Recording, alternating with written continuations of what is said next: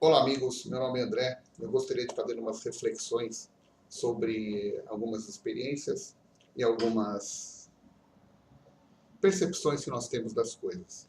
Ó, aqui é uma foto do período que eu prestei o serviço militar em 1980, aqui no Tiro de Guerra de Santo André, 0272. Tá bom? Nessa época, eu tinha 19 anos e nunca tinha sido informado na escola, nas escolas que eu estudei, até no colégio técnico que era particular, sobre o que aconteceu realmente durante o regime militar. A única informação que vinha, é que os militares tinham sido brutos, tinham matado muita gente, tinham torturado muita gente. Obviamente, nem me interessava por esse assunto. Me alistei, lógico, eu queria prestar o serviço militar, porque eu gosto de guerra, eu gosto de luta, eu gosto de disputa, eu gosto de competição. Eu achei muito interessante ter essa experiência. Felizmente, eu me alistei e fui convocado, né? Para mim foi mil maravilhas a minha experiência militar, tá? Tinha um sargento que era o senhor Seiki, subtenente até foi promovido naquela época, um senhor japonês baixinho, muito forte, muito enérgico, disciplinador, muito inteligente, um dos homens mais capazes que eu conheci. Não me aprofundei muito no seu aspecto intelectual, porque não era permitido, né? Mas eu percebia que era uma pessoa boa, com bons princípios, bons costumes, uma pessoa corretíssima. Bom, aprendi inúmeras coisas nesse processo, né? E naquela época eu já percebia assim que algo me incomodava na política no geral, né? O meu sargento lá, percebi ele um pouco triste. Ele, por ser uma pessoa altamente patriótica, defensor dos valores, um cara nota 10, militar perfeito, cumpridor de toda a legislação militar, exigia disciplina máxima. Ele parecia aqueles comandantes japoneses do período da guerra que se vê em filmes, né? E a tropa dele tinha que ser perfeita, marchar perfeito, atirar perfeito. Inclusive, nessa época eu consegui ganhar uma medalha de tiro e fui o primeiro de Santo André e o segundo no campeonato aqui de São Paulo dos tiros de guerra, ok? E o capitão Seiki, o subtenente Seiki, ele era muito exigente em tudo. Lembro uma vez que eu cometi um erro, cheguei atrasado para me apresentar no sábado, né? E eu estava com meu cinto colocado do lado contrário. E ao me apresentar para o comandante, que estava organizando os pelotões, estavam todos perfilados, né? O cara aqui chega atrasado, imagina a vergonha, né? E eu já estava imaginando a punição que eu ia ter.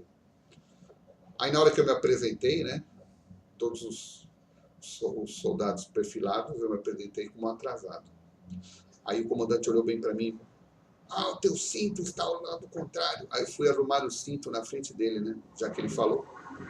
Na hora que eu fui arrumar, o cinto desmontou, caiu tudo no chão, aquelas peças de latão e tal. Ficou vergonhoso, né? Aí esse comandante, muito sabiamente, falou assim, olha, chega, pega suas coisas, se retire, vai lá pro vestiário, arrume o teu cinto e fala com o seu sargento o que aconteceu. Bom, aí o pessoal terminou, aí eu fui falar com o sargento Seiki. Sargento Seiki, me apresentei para ele, bati continência. Eu quero pedir mil desculpas, senhora. Eu cheguei atrasado e aconteceu isso. Aí ele olhou bem para minha cara e falou assim, você sabe qual vai ser sua punição hoje? Eu falei, não, senhor, mas o que o senhor determinar eu vou aceitar. Vou cumprir cegamente. Vai para casa. Nossa, para casa. Falei, sim, senhor, vou para casa. E nem questionei a ideia. Aquele dia, era um dos dias, no sábado, era o dia que nós fazíamos treinamento no campo de tiro, né? Normalmente os atiradores sempre davam assim 100, 150, 200 disparos de fuzil mosquetão 762, né? Eu dei mais de 1.600 tiros de treinamento, porque eu, juntamente com 10 outros membros da equipe de tiro do Tiro de Guerra de Santo André, que eram 400 soldados, né? Tinham 10 selecionados para participar de um campeonato interno. E nós, né, se eventualmente tivéssemos uma guerra, nós seríamos os snipers, né? Hoje tão famosos. Seríamos os atiradores de longa distância que estavam sendo treinados para isso. Lógico, é um treinamento básico, é só a familiarização com o fuzil, com o armamento. E nesse dia eu fiquei muito triste, porque eu queria ir lá treinar, porque meu objetivo era ser o número 1, né? Eu já estava tirando bem e eu queria passar todo mundo, estava me desenvolvendo bem no tiro. E se eu ficasse um sábado sem treinar, os outros teriam vantagem sobre a minha técnica. E aí eu percebi, né, a grandiosidade de um líder. Ele percebeu em mim a vontade de vencer, a vontade de ser o primeiro, viu pelos meus resultados que eu estava evoluindo muito, e a punição foi não permitir que eu treinasse. Podia mandar eu enxugar o chão do banheiro, lavar o carro dele, ficar marchando que nem bobo a tarde inteira, mas ele resolveu não me permitir treinar. Eu aprendi muita coisa mesmo nesse período do exército, né? Teve também a primeira experiência com arma de fogo, com fuzil, né? No primeiro dia de treinamento, para avaliar a capacidade de tiro dos recrutas, tínhamos fazer um pequeno teste, atirar em 3 alvos, pequenos, assim, retangulares, metade de uma folha de sulfite, um quarto disso, a 10 metros, tá? Eram tiros, assim, a curta distância, onde eles iriam avaliar estatisticamente qual que era a sua potencialidade no tiro de pé, ajoelhado e deitado, a curta distância, para ver quem tinha, assim, um pouco mais de intimidade com o fuzil, né? 10 metros, acertar um pequeno retângulo assim, né, com um fuzil, realmente, para quem conhece um pouco, é facílimo. Aí, nesses testes, eles começaram a selecionar os melhores atiradores, né? E eu estava super tenso, né, porque a turma anterior, um atirador, na hora de falar com o sargento, apontou o fuzil para a barriga dele, né? Então, ele tomou um tremendo safanão na orelha, voou até o cap longe, o cara quase desmontou com a porrada. Mas tudo bem, eu entendi que aquilo era um ato educacional, né? Afinal de contas, não se faz isso, né? Bom, aí fiquei tenso, né? Falei, o sargento tá nervoso, tá batendo em todo mundo, então hoje eu vou me ferrar aqui, provavelmente. Aí eu fiquei tão tenso com aquela situação, né? Ele ter dado aquela porrada no cara, né? Violenta, assim. E na hora de atirar, eu fiquei tão concentrado no primeiro alvo, porque era assim, você tinha um alvo retangular para cada modalidade de tiro. Um alvo para os tiros de pé, um alvo para o tiro ajoelhado e um alvo para o tiro deitado. E eu nunca tinha pego um fuzil na mão, né? Peguei aquela maquininha maravilhosa. Na hora que me entregaram o meu fuzil, ele apresentava assim uma manutenção. Foi feita uma reforma e soldaram assim uma parte do fuzil com aquele metal dourado, né? Então o fuzil estava remendado, parece que explodiu uma parte dele e o armeiro soldou para recuperar. Então era uma arma que não era nova, era uma arma velha, toda danificada, né? Aí antes de começar o exercício de tiro, eu levantei a mão, né? O sargento já veio nervoso, bufando, falou, o que foi, Duarte? O que foi? Falei, bom, senhor, meu fuzil está um pouco diferente dos demais. Eu poderia trocar por um bacana, um que tivesse sem esses reparos? Aí ele pegou o fuzil assim, examinou, falou, vai lá na Kombi, escolhe um fuzil legal para você e volta para cá rápido. Precisamos terminar esse exercício. Aí eu fui lá, peguei o fuzil, né? Escolhi um fuzil que estava mais legalzinho. Aí ele olhou para mim assim e falou, agora, cara, se você não atirar bem, eu juro que eu vou te estourar com você. Que eu tô com o saco cheio de gente de frescura nesse pelotão aqui. Putz, eu fiquei, né? Aí eu fiquei, o meu estado emocional foi a mil, né? Eu fiquei tenso, falei, puta, agora eu vou ser castigado, vou ser humilhado, vou apanhar aqui, sei lá o que vai acontecer comigo, o cara vai me pôr na cadeia aqui, o que pode acontecer, né? Aí, durante os tiros, eu foquei tanto o primeiro alvo, né? Tanto. Eu olhei para aquele alvo e coloquei na minha mente que eu precisava acertar aquele alvo de qualquer jeito, né? Aí, para minha surpresa, atirei a primeira sequência. Pá! 5 tiros de pé. Joelhado. Pá! 5 tiros joelhado. Terceiro tiro. Pá! 5 tiros deitado. Bom, a explicação é que cada alvo daqueles, na prancheta do sargento, ele colocava atirador Duarte. Quantos tiros acertou no alvo A, de pé? Põe lá, 5 tiros, ok. Ou 0 tiros, ok. Posição ajoelhado, 3 tiros, 2 tiros, tá. Então, com esses dados, se traçava um gráfico de eficiência de tiro daquele atirador, né? E com isso eles iam levar em conta se iam selecionar ou não essa pessoa para fazer parte da equipe de tiro. Aí, o sargento foi avaliando um por um na fila, né? Eu era quase o último. Avaliou um, deu tantos por cento. 70%, 50%, 30%, 80%. Tinha cara lá que não acertou nem no alvo, né? Pra você ter uma ideia, não chegou nem perto. O cara realmente, não sei, né? Deve ser um problema de coordenação motora. Bom, quando chegou na minha vez, o sargento foi lá no alvo, olhou assim.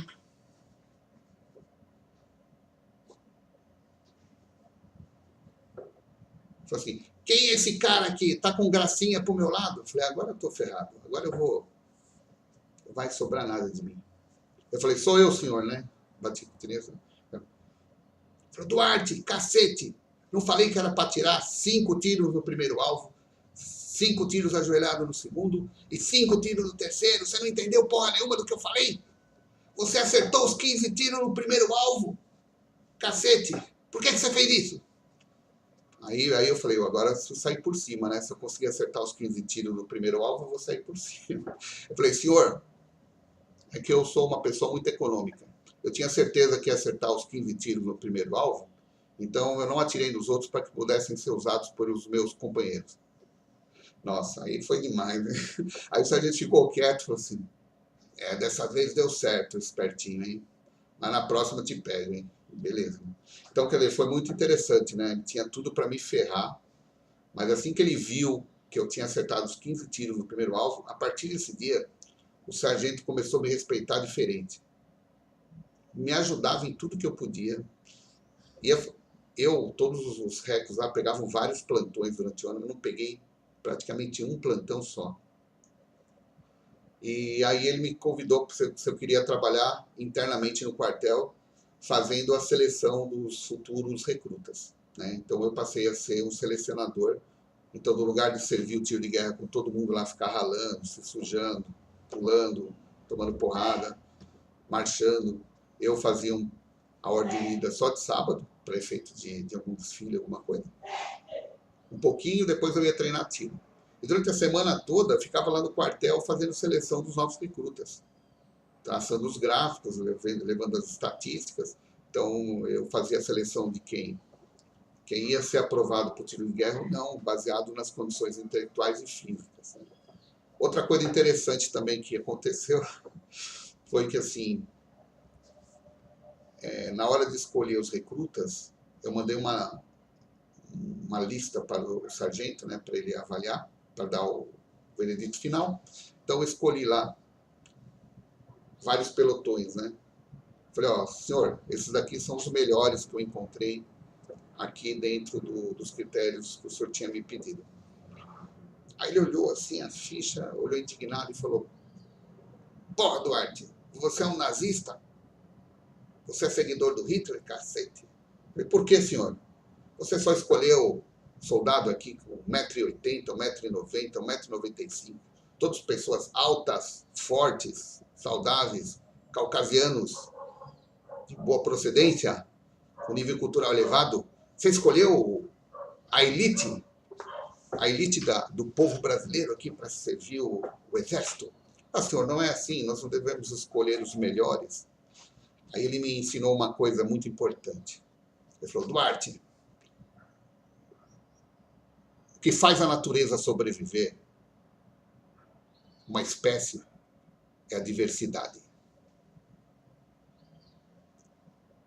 Se você tiver um pelotão só de gente alta, só de gente forte, bonito, brancão, tal, tudo bem, vai ser um pelotão bacana. Mas esse pelotão, se ele for fazer um confronto com um pelotão que tenha diversidade dentro dele, esse pelotão vai perder. Vai perder por quê? Porque num pelotão que tem diversidade, você tem de 80 elementos, você tem lá 2, 3 negros altos, fortes, tipo o Bolt. Você tem lá mais um negro baixinho, pequenininho, que deve ter seus talentos como ser humano, lógico que tem. Você tem uns 2 ou 3 gordos. Para que um gordo serve no exército?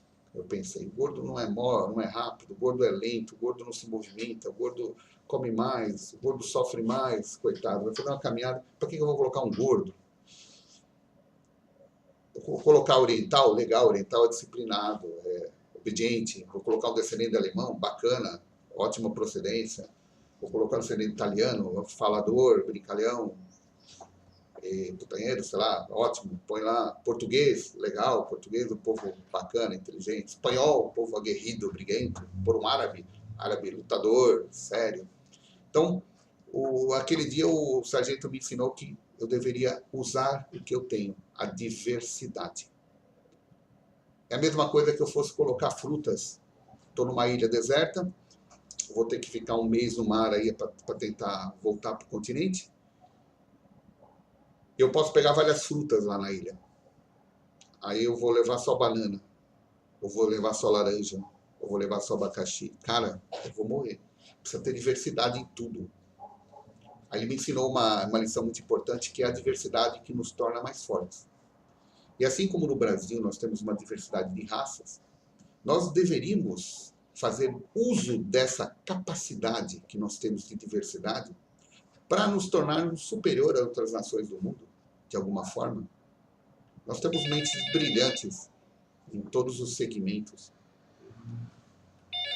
Pessoas brilhantes que estão sendo mal utilizadas, né? Porque não tem emprego.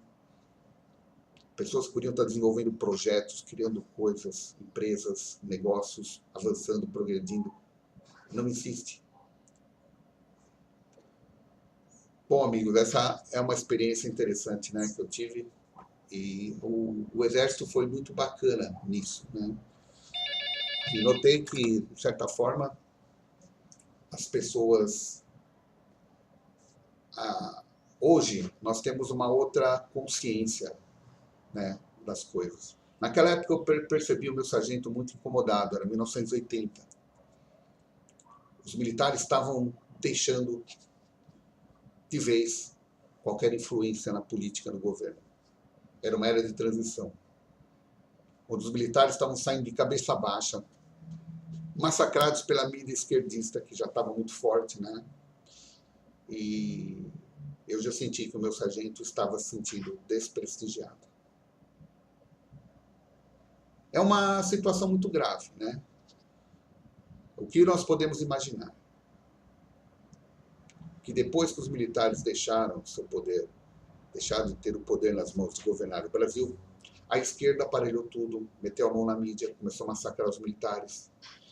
Se infiltrou nas academias militares, na Escola Superior de Guerra. Tá? Não precisa falar mais nada. Há pouco tempo conheci pessoas aí que estudaram na ESG, na Escola Superior de Guerra. Desculpem, não sei se os caras estavam sendo autênticos comigo. Para mim, esses que eu falei, infelizmente, um bando de bananas, covardes, comunistas, sei lá o quê, uns merdas. Tá? Não senti neles nem um pouco um pulsar patriótico, alguma energia que valesse a pena. Tá? Conversei já com soldados rasos aqui de São Paulo. São jovens, coitados, novos, não sabem nada de política, não sabem nada de história. Pessoas assim. num nível muito abaixo, cultural, ignorante. Fiquei frustrado. Da mesma forma que eu fiquei frustrado uma vez que eu conheci um soldado raso em Santos, né? O cara estava de recorde também e tal, também estava com o cabelo curtinho, começamos a bater um papo. Fiquei decepcionado. Pessoa pobre, com poucos recursos, sem cultura, sem educação, sem nada. A única cultura que o coitado tinha era que estava no quartel. Então, é umas coisas que nós começamos a perceber, né? Qual seria o perfil do militar? O perfil do militar tem que ser o espartano. Tem que ser o cara que nasceu para a guerra, que nasceu para enfrentar o perigo, que não tem medo de morrer, que vai à luta até o fim. Hoje a gente vê esse tipo de homem na polícia militar. Pessoas corajosas. Não estão entrando lá apenas por um saláriozinho, não. Estão entrando lá porque são pessoas de coragem, homens de fibra, com personalidade. Pessoas que gostam dos bons costumes e gostam das coisas certas. E no Exército? Exército do Brasil, tempos de paz, nada de guerra. Qual o perfil dessas pessoas que entram no Exército? Uma boa parte, talvez a maioria, entra para ter um bom soldo, para ter uma aposentadoria, para não ter encrenca. Pô, o Brasil nunca entra em guerra, não tem conflito, não tem merda nenhuma. Só rala um pouco lá no treinamento, depois fica na boa, né? Aí, ó, aposenta, não sei o que, bacana e tal. Esse é o perfil, talvez, da maioria. Qual que é o perfil de um general? General é um cara que estuda muito, faz muitos cursos. Cursos que a gente nem imagina. General tem um acervo de informações fantástico. É um cara que tem que ser dotado de muito conhecimento. Mas o que vale esse conhecimento se o cara não tiver aquele ímpeto de espartano, aquele ímpeto da guerra, aquele ímpeto da vitória, aquele ímpeto de lutar, de destruir os inimigos implacavelmente, defender a pátria acima de tudo. Nem que isso lhe custe a vida, nem isso que lhe custe o futuro. Nem que isso lhe custe a dor, o sofrimento. Ele tem que ser patriota. Cacete! Onde estava a inteligência do Exército quando Lula, Dilma, FHC, começaram a socializar bem o Brasil? Onde eles estavam quando as negociações ilícitas permitiram que centenas de bilhões de dólares foram desviados em dinheiro ou em obras, investimentos, empréstimos a diversos países espalhados pelo mundo, países socialistas, ditaduras. Estavam lá, sim, a inteligência do sistema, mas estava tudo sendo controlado. Uma mistura entre corrupção, má intenção, comodismo, falta de coragem, falta de patriotismo. Chegamos onde chegamos hoje porque nós deixamos, nós brasileiros dormimos, ouvindo a música da mídia esquerdista. Nos deixamos levar pela informação fácil, aquela informação que vem toda hora na Rede Globo, nos canais de televisão. A informação fácil criada por jornalistas esquerdistas. E nessa somatória de informações, concebemos a ideia de que o regime militar foi péssimo para o Brasil, que os militares foram torturadores, assassinos, que nunca mais vamos querer os militares no poder. É essa música que entrou nos nossos ouvidos e foi para nossas mentes. Mas não é bem assim. Sabemos que não é verdade. Eu acredito seriamente que dentro dos nossos militares do Brasil, dentro dos nossos generais, exista ainda grandes brasileiros patriotas que possuem vontade de vencer e vontade de lutar contra tudo isso que está acontecendo. É um momento crítico da história. O Brasil caminha lentamente para um socialismo, cada vez mais agudo e cada vez mais forte. Basta ver quanto nós pagamos de impostos durante um ano. Trabalhamos assim mais de 200 dias por ano pagando impostos. Isso quer dizer, se você começar a trabalhar em janeiro, lá para setembro, agosto, setembro, você vai começar a trabalhar para você mesmo. Até então, você está trabalhando, dando para o governo o teu salário integral. É isso que você paga de impostos todos os anos. Quando você compra um carro, mais da metade do valor são impostos. Quando você compra qualquer produto, você paga impostos. Então, você tem impostos embutidos em tudo. Serviços, mercadorias, bens duráveis, não duráveis, imóveis, você está pagando impostos em tudo. Você, por enquanto, só não paga imposto para respirar. Para morrer, você já paga, hein? Alguém vai pagar por você. Então, se durante o regime militar, aqueles governos, você tinha uma carga tributária, que você trabalhava 70 dias por ano, agora você trabalha 200 dias por ano. Então, pare para pensar como o Brasil está se transformando em um país socialista. Quer ver outra prova? Basta você ver o que aconteceu com as empresas no Brasil. Centenas de milhares de empresas estão fechando todos os anos.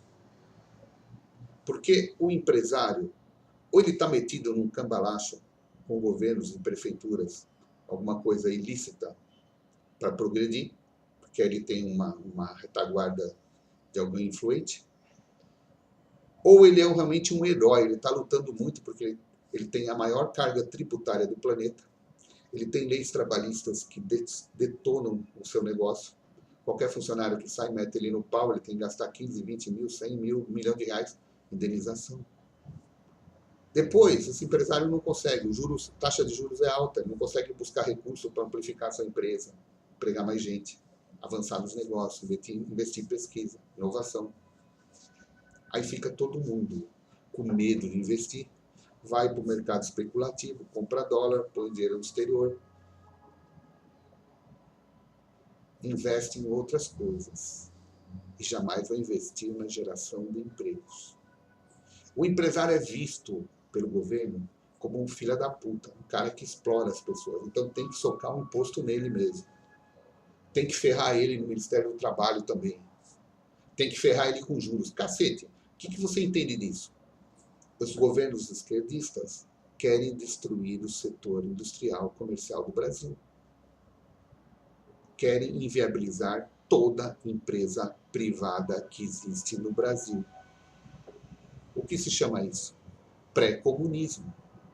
É esta situação que nós estamos sendo levados para isso dia a dia. O Dr. Enéas falou isso há 10, 20 anos atrás, sei lá, falou com toda a propriedade. Eu mesmo não acreditava no que o Enéas falava. Achava muito surreal, mas hoje concluímos que é tudo real. É sul da América do Sul e real, é aqui. Estas coisas me deixam muito tristes, mas eu ainda tenho uma esperança muito grande que há militares com coragem, com competência, que são patriotas e têm vontade de lutar, que é o que mais importa. É muito complexo criticarmos as Forças Armadas por não terem feito, por não estarem fazendo uma intervenção militar. O contexto deles é muito complexo. E nós temos uma população ainda muito leiga, muito desinformada e muito longe da realidade. Então fica quase impossível ter uma intervenção militar. Se essa intervenção vier a ocorrer, podem ter certeza, vai ter que vir sobre uma influência externa poderosa que vai dar garantias para que isso ocorra. Sem isso, jamais teremos nada. Bom, amigos, agradeço a vocês por essa audiência e por terem a paciência de ouvir os meus experimentos e desabafos aqui. Mas o militar tem que ser um espartano. Tem que ser um cara que nasceu para morrer lutando. A guerra é a sua essência. A vitória é o seu objetivo. E aniquilar os inimigos da pátria é fundamental. Sejam eles civis ou militares de outras nações, ou militares dentro das nossas próprias forças. Esses comunistas nunca serão alguma coisa que pode ser tolerada. Muito cuidado. Todo comunista trama pela destruição do Brasil. Muito obrigado.